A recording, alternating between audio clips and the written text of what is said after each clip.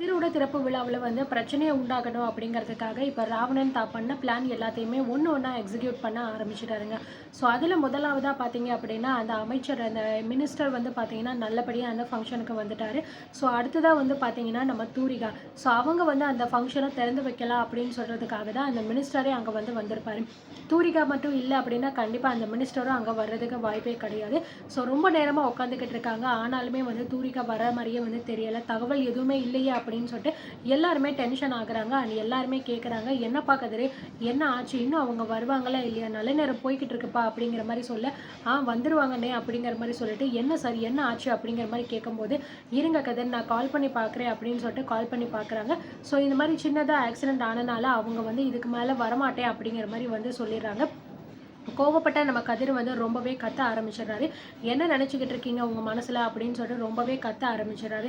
But இருந்தாலும் பார்த்தீங்க அப்படின்னா அவங்க ஃபோனையும் வந்து கட் பண்ணிடுறாங்க. ஸோ நந்தினி வந்து என்னங்க என்ன ஆச்சு, ஏன் கத்துறீங்க அப்படின்னு கேட்கும்போது, இந்த மாதிரி நடந்த விஷயங்களை வந்து சொல்லும்போது, இதுக்கு தான் நான் வந்து சொன்னேன், தேவையில்லாதவங்களெல்லாம் கூப்பிட்டு வந்து நீங்கள் இந்த மாதிரி ஃபங்க்ஷன் நடத்துனீங்கன்னா இப்படித்தான் ஆகும்னு சொல்லிட்டு, நான் சொல்கிறத நீங்கள் கேட்கவே மாட்டீங்களா அப்படின்னு நந்தினி கத்தும்போது, அண்ணி கொஞ்சம் பொறுமையாக இருங்க, எதுவாக இருந்தாலும் நான் பேசி பார்க்குறேன், நான் வேணா ஒரு தடவை அகைன் ட்ரை பண்ணுறேன் அப்படின்னு சொல்லும்போது, ஸோ உடனே பார்த்தீங்க அப்படின்னா அந்த மினிஸ்டர், என்னப்பா தம்பி இப்படி சொல்கிறீங்க, அப்போ தூரிகா மேடம் வரலையா இங்கே, அடடா அவங்கள பார்க்கணும் அப்படிங்கிறதுக்காக தானே நான் வந்தேன், இப்போ இப்படி ஆயிடுச்சுப்பா அப்படிங்கிற மாதிரி சொல்ல, ஐயோ சார் நீங்கள் எதை நினச்சும் வருத்தப்படாதீங்க, நீங்கள் கொஞ்சம் வெயிட் பண்ணுங்கள், நான் என்ன எதுன்னு பேசி பார்க்குறேன் அப்படின்னு ராவணன் தனியாக ஃபோன் எடுத்துகிட்டு போயிட்டு பார்த்தீங்கன்னா அகெயின் வந்து ட்ரை பண்ணி பார்க்குறாரு.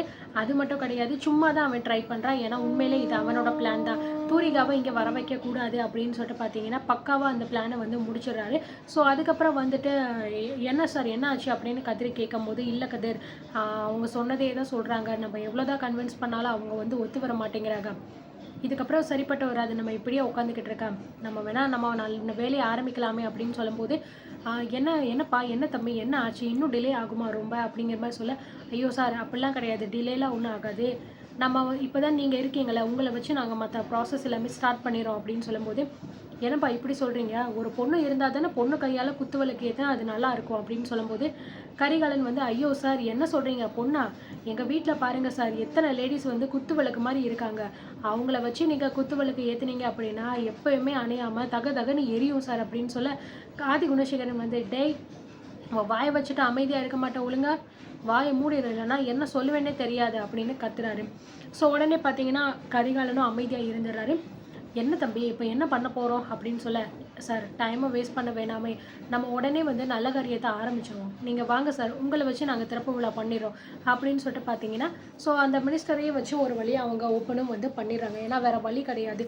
ஸோ தூரிகா வந்து அவ்வளோதான், இதுக்கு மேலே வரமாட்டேன்னு சொன்னதுனால கதிருக்குமே பார்த்தீங்கன்னா ரொம்ப கோவம், இவ்வளோ தூரம் நம்ம பண்ணோமே, இப்படி பேனர்லாம் அடித்து எவ்வளவோ செலவு பண்ணோம், கடைசியில் பார்த்தீங்கன்னா இந்த பொண்ணு இப்படி பண்ணிட்டாலே அப்படின்னு வந்து ரொம்ப கோவம். பட் இருந்தாலும் என்ன பண்ணுறது, இப்போதைக்கு நமக்கு இது வந்து ஸ்டார்ட் ஆகட்டும் அப்படிங்கிற மாதிரி சொல்லிட்டு பார்த்தீங்கன்னா, ஸோ ஒரு வழியாக வந்து திறப்பு விழா கரெக்டாக வந்து பண்ணி முடிச்சுறாங்க. அண்ட் அதுக்கப்புறமும் பார்த்தீங்க அப்படின்னா அந்த இடத்துல அவங்களுக்கு பிரச்சனை மேலே பிரச்சனை வந்துக்கிட்டு தான் இருக்கு. ஆல்ரெடி வந்து பார்த்தீங்கன்னா நிறைய வந்து பணம் கொடுத்துருப்பாங்க பொருள் எல்லாமே வாங்கி வைக்கிறதுக்குன்னு சொல்லிட்டு, அந்த இடத்தோட ஓனர் ஒருத்தன் இருப்பான்ல, ஸோ அவன் பார்த்தீங்கன்னா எதுவுமே வந்து பண்ணாமல் இருந்திருப்பான். இதன் வந்து கேள்விப்பட்ட நம்ம நந்தினி வந்து ரொம்பவே கோவப்படுறாங்க.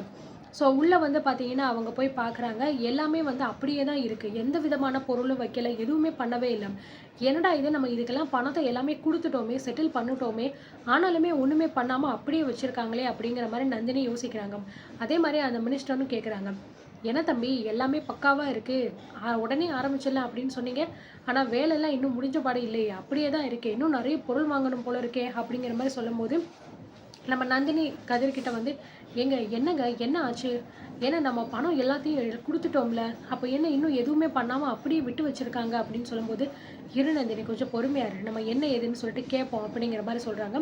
இல்லைங்க இதை இப்படியே விட்டால் அது சரிப்பட்டு வராது, நீங்கள் இந்த இடத்தோட ஓனரை கூப்பிடுங்க, நம்ம உடனே என்ன ஏதுன்னு பேசிடலாம் அப்படிங்கிற மாதிரி சொல்ல, நம்ம ராவணன் வந்து, என்ன கதிர் என்ன ஆச்சு, எதுவும் பிரச்சனையா அப்படின்னு கேட்கும்போது, அதெல்லாம் ஒன்றும் இல்லை சார் அப்படிங்கிற மாதிரி சொல்கிறாங்க.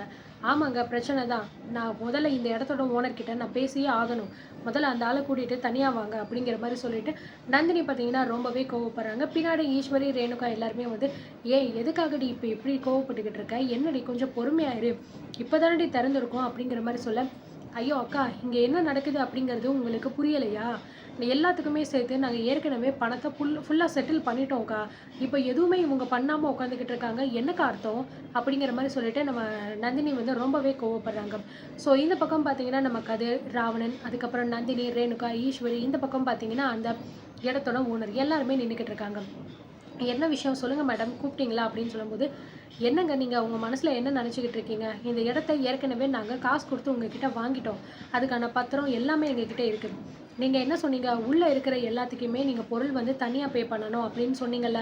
அதுக்கான பணம் எல்லாத்தையுமே நாங்க உங்ககிட்ட வந்து குடுத்துட்டோம். நீங்க எதுவுமே வந்து பண்ணல. ஒண்ணு இந்த இடத்துல எல்லாத்தையுமே நீங்க வச்சிருக்கணும். அப்படி இல்ல அப்படின்னா முடியாதுன்னு சொல்லிட்டு எங்ககிட்ட குடுக்கணும். நீங்க எதுவுமே பண்ணாம இப்படி அமைதியா இருந்துகிட்டு இருக்கீங்க. இப்பவே எனக்கு 2ல 1 தெரிஞ்சே ஆகணுங்க. நாங்க குடுத்த காசுக்கு நீங்க பொருள வாங்கி உடனே வைக்கணும். அப்படி இல்லையா அந்த பணத்த எங்ககிட்ட உடனே திருப்பி குடுத்துருங்க. நாங்க பார்த்துக்கிறோம்." அப்படின்னு சொல்லும்போது, அந்த ஆள் பார்த்தீங்கன்னா கொஞ்சம் கூட யோசிக்காம, "அதெல்லாம் என்னால தர முடியாது." அப்படிங்கிற மாரி சொல்லிர்றாங்க.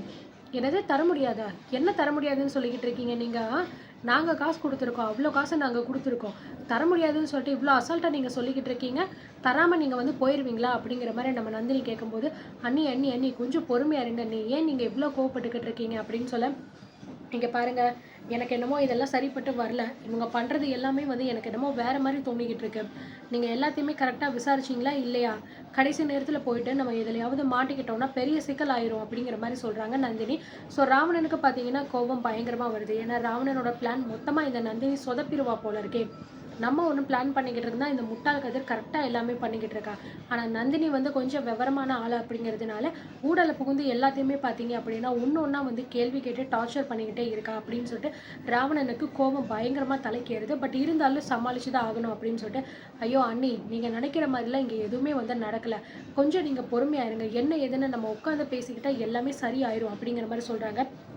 இங்க பாருங்க, எனக்கு இன்னைக்கு இதுல 2ல ஏதாவது ஒரு முடிவு எனக்கு தெரிஞ்சே ஆகணும். தெரியிற வரைக்கும் நான் இங்கே தான் இருப்பேன். என்ன இவரு இவ்ளோ அசால்ட்டா வந்து நம்ம காசு குடுத்துருக்கோம். ஆனா வந்து பண்ண முடியாதுன்னு சொல்லிட்டு அவ்ளோ திமிரா வந்து பேசிக்கிட்டு இருக்காரு. ஏங்க இதெல்லாம் நீங்க கேட்கவே மாட்டீங்களா? மத்த விஷயத்துக்கெல்லாம் வாய்க்கிலேயே வந்து அவ்ளோ திமிரா பேசுவீங்க, கத்துவீங்க, சண்டை போடுவீங்க. இப்ப என்னடான்னா இப்படி வந்து இவன் பேசிக்கிட்டு இருக்கான். நீங்க என்னடான்னா அமைதியா இருக்கீங்க அப்படின்னு சொல்லும்போது, "என் நந்தினி கொஞ்சம் வாய மூடிட்டு அமைதியா தான் இரேன்டி. எதுக்காக இப்படி தேவையில்லாம கத்திக்கிட்டு இருக்க?" அப்படிங்கிற மாரி சொல்றாங்க. "எது நான் கத்திக்கிட்டு இருக்கேனா? என்ன பேசிக்கிட்டு இருக்கீங்க நீங்க?" அப்படின்னு சொல்ல, ஈஸ்வரியும் சொல்றாங்க, "நந்தினி கொஞ்சம் அமைதியா இரு. என்ன நடக்குது அப்படிங்கிறத நம்ம தெரிஞ்சுக்கலாம்." அப்படிங்கிற மாரி சொல்ல, "ஐயோ அக்கா உங்களுக்கு இன்னும் புரியலையா? இவ்ளோ காசு குடுத்துருக்கோங்க. அந்த காசுக்கான ஒரு வேலை கூட இவங்க ஒழுங்கா பார்க்கல. ஆனா என்ன அப்படின்னா, இந்த ஆள் என்னடான்னா இவ்ளோ திமிரா இப்படி பதில் சொல்லிக்கிட்டு இருக்காரு. இவரும் என்னடான்னா எதுவுமே கேட்க மாட்டேங்கிறாரு.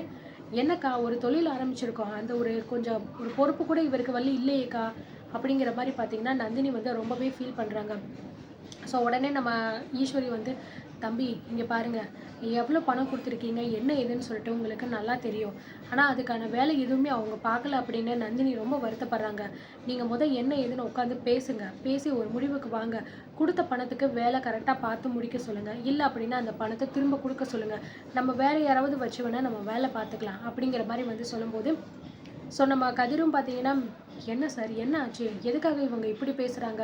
ஆரம்பத்தில பணம் குடுக்கும்போது இத பத்தி எங்ககிட்ட எதுவுமே சொல்லலையே சார். எல்லாமே பண்ணி தர்றோம். நீங்க சொன்ன மாரி எல்லாமே நாங்க வாங்கி வச்சுருவோம்." அப்படிங்கிற மாரி தானே சொன்னாங்க. இப்போ என்னடான்னா இப்படி பாதியில வேலைய விட்டு வச்சிருக்காங்க. நாங்க இப்ப ஆரம்பிக்க போறோம் அப்படிங்கிற மாரி சொல்லும்போது, "கதிர் கொஞ்சம் நீங்க பொறுமையா அமைதியா இருங்க. எதுவா இருந்தாலும் நான் இவர்கிட்ட வந்து பேசிக்கிறேன்." அப்படிங்கிற மாரி சொல்றாங்க. "இதுல பேசுறதுக்கு என்ன சார் இருக்கு? ஆல்ரெடி அவங்க வந்து பணத்த குடுத்தாங்க. அதுக்கான இடத்த டாக்குமெண்ட் ரெஜிஸ்டர் பண்ணி குடுத்தாச்சு. ஸோ மத்த வேலை எல்லாமே வந்து கொஞ்சம் கொஞ்சமா நாங்க பார்த்து முடிச்சுட்டோம். இதுக்கு மேல எங்களால பண்றதுக்கு எதுவுமே இல்ல சார். நீங்க வேணும்னா மறுபடியும் உங்களுக்கு என்ன ஆல்டரேஷன் பண்ணணுமோ அத நீங்க தனியா தான் பண்ணிக்கணும். இதுக்கு மேல நாங்க பண்ணி தர முடியாது." அப்படின்னு அந்த ஆள் வந்து சொல்லிடுறாரு. நந்தினிக்கு பார்த்தீங்கன்னா டென்ஷன் வந்து அப்படியே தலைக்கு மேல ஏறுது. இவன் வந்து சொன்னதே சொல்லிக்கிட்டு இருக்கான். எனக்கு என்னமோ இவன பார்த்தா சரிப்பட்டு வரல. என்னமோ பிளான் பண்ணி தான் இதெல்லாம் பண்ணிக்கிட்டு இருக்கிற மாரி எனக்கு தோணுது அப்படிங்கிற மாரி நந்தினி மனசுக்குள்ள வந்து தோணிக்கிட்டு இருக்கு. அண்ட் ஜனனி சொன்ன விஷயங்கள் பார்த்தீங்கன்னா, நம்ம நந்தினிக்கு ஞாபகம் வருது. "என்னால வந்து உங்களுக்கு எந்த பிரச்சனையும் வராது. ஆனா கண்டிப்பா வந்து எதுவா இருந்தாலும் நீங்க பண்றத ஒரு தடவைக்கு 100 தடவ இல்ல 1000 தடவ யோசிச்சு நல்லா பண்ணுங்க." அப்படிங்கிற மாரி ஜனனி வந்து சொல்லியிருப்பா. ப்ளஸ் இந்த ராவணன வந்து எக்காரணத்த கொண்டும் நீங்க நம்பாதீங்க அப்படிங்கிற மாரியும் சொல்லியிருப்பா. ஸோ இப்ப ராவணன் பண்ற விஷயங்கள் ஒவ்வொன்னத்தையுமே நம்ம நந்தினி கரெக்ட்டா வந்து நோட் பண்றாங்க. ஜனனி சொல்றதோட அப்படியே வந்து மேட்ச் ஆகுது. எனக்கு என்னமோ இவங்க எல்லாருமே சேர்ந்து நம்மள ஏமாத்துறாங்களோ! ஒரு வேளை இவங்க பிளான் பண்ணி நம்ம இந்த மாரி பண்றாங்களோ! அப்படின்னு சொல்லிட்டு நம்ம நந்தினிக்கு தோண ஆரம்பிச்சுருச்சு. ஸோ இதுக்கப்புறம் அவங்க எப்படி பேச போகிறாங்க, அவங்களோட ரியாக்ஷன் எப்படி இருக்க போகுது அப்படிங்கிறத நம்ம ஒன் பை ஒன்னாக பார்த்து வந்து தெரிஞ்சுக்கலாம். இதை பற்றி நீங்கள் என்ன நினைக்கிறீங்க அப்படிங்கிறதையும் கண்டிப்பாக கமெண்ட்டில் சொல்லுங்கள். பாய்.